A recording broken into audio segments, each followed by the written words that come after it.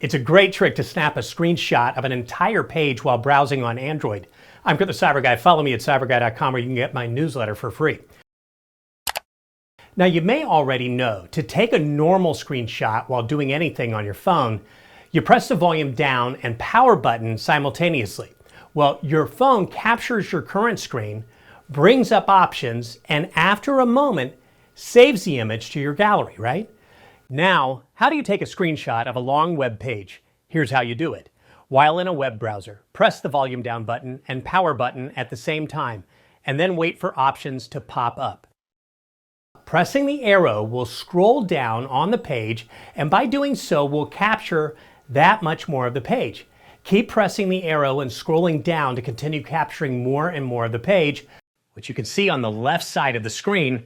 Once you've captured as much of the screen as you want, wait just a moment and your phone will save it to your gallery. Wow, how easy is that?